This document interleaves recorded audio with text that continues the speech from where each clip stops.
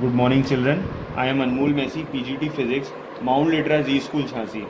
Children, in our previous videos, we have discussed about Biot-Savart law, and I explained you what exactly a Biot-Savart law is, why do we use Biot-Savart law, and what are the various applications, as in how can we apply Biot-Savart law.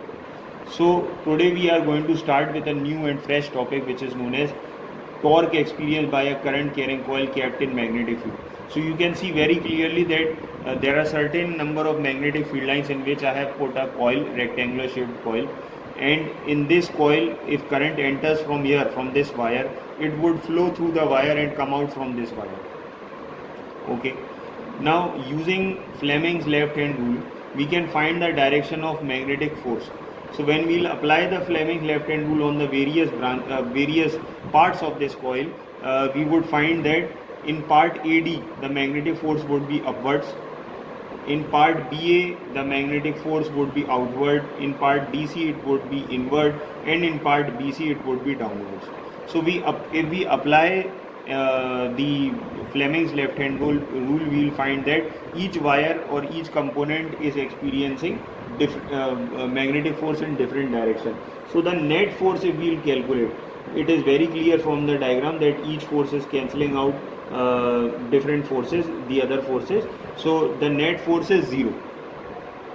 Since the net force is 0, therefore the coil would not show any linear motion. But there is a couple of force. What is the couple of force? Here FCD and FBA.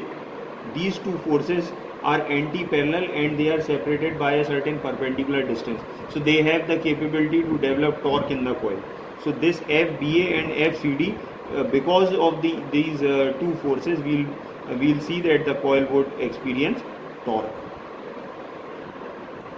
And now we can calculate the torque also, the torque which the coil is experiencing. So I have drawn another diagram over here. You can say that it is the top view of the coil.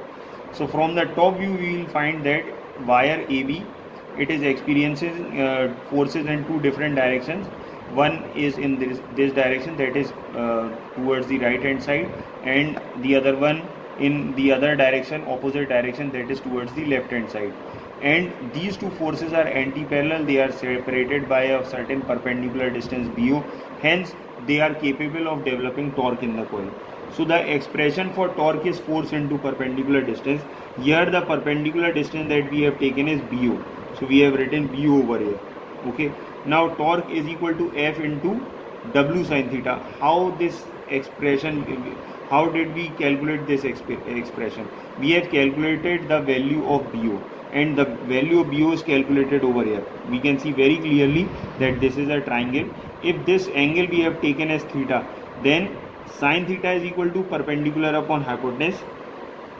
From theta, perpendicular is BO, so we will write BO over here.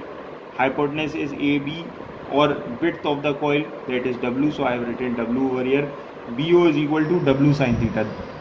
This value I have kept in this formula, and the formula for torque becomes F into W sin theta, where the formula for F we already have, it is ILB. So we have written ILB in place of F, and we will find that this is length into width, that is area. So we can write area over here. So the final formula for torque would become torque is equal to IAB sin theta. However, if there are n number of turns, then it would become torque is equal to NIBA sin theta. So with this we come to a conclusion that whenever a current carrying coil is placed in magnetic field, it experiences a torque. Now there are various devices that work on this principle. This sentence which I have written, actually it is a principle for various machines, and therefore in our syllabus also we have one, you can say a device which is based on this principle, which is moving coil galvanometer. So in the next class we will discuss about moving coil galvanometer. Thank you.